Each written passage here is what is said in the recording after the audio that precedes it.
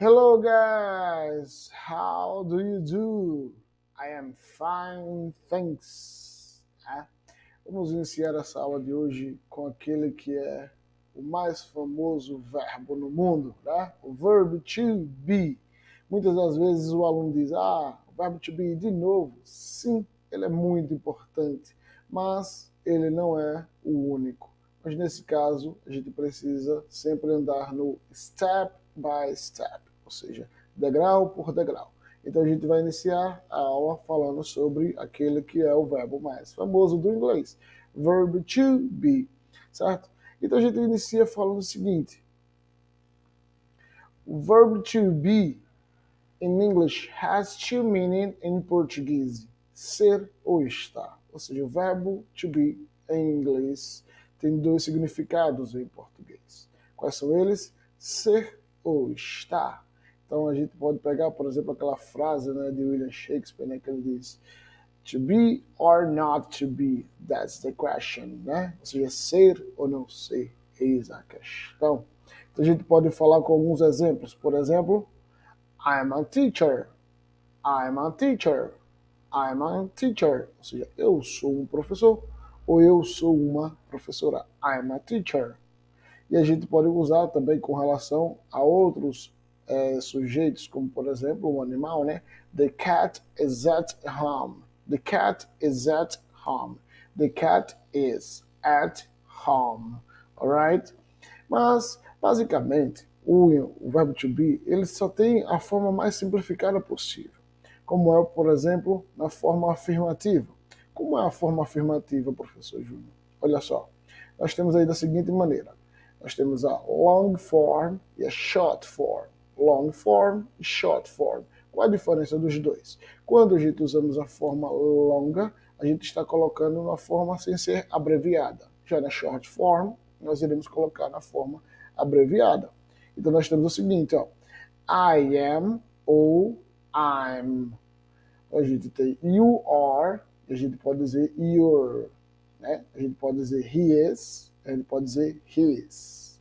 She is, pode ser she's. Podemos falar it is ou podemos falar it's. You are ou you're. Podemos falar we are ou we're. Podemos falar they are ou podemos falar they're, certo? São formas que a gente tem do verbo to be. Qual a diferença de um para o outro? Se você notar, na forma longa, né, na long form, nós estamos falando sempre com a letrinha do verbo to be iniciada, escrita.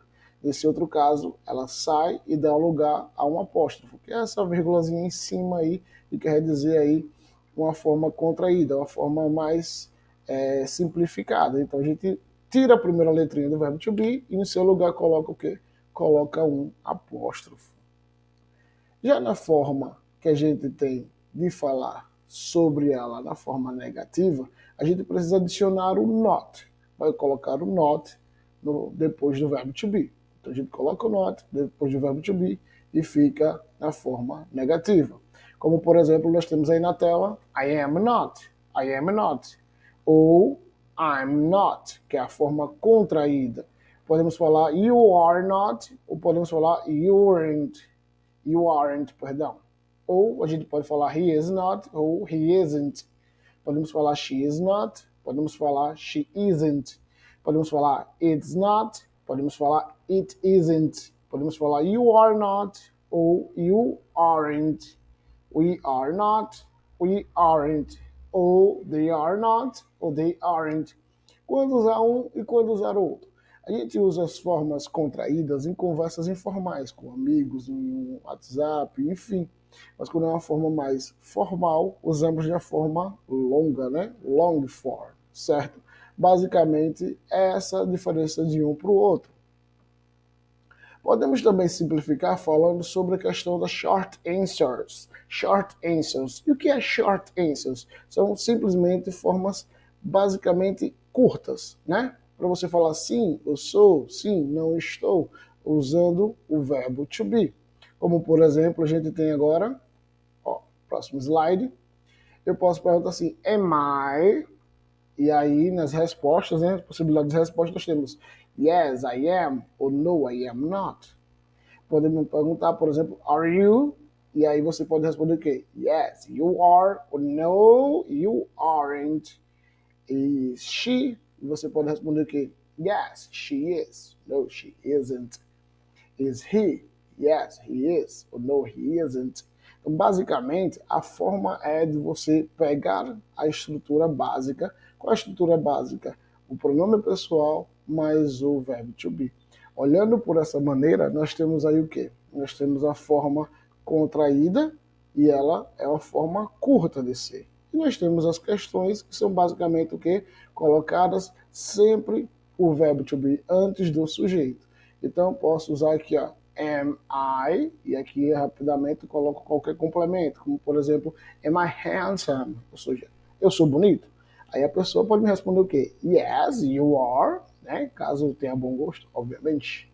Ou posso dizer o quê? No, you aren't. No, you aren't. Não, você não é. Então, basicamente, você tem formas de fazer a pergunta mais simples e ter respostas mais simples ainda, certo? E isso é o verbo to be. Viu como é rápido, prático e fácil? Thank you for watching e se inscreva no canal, ative as notificações, deixe seu like, se gostou, compartilha, segue a gente. See you guys!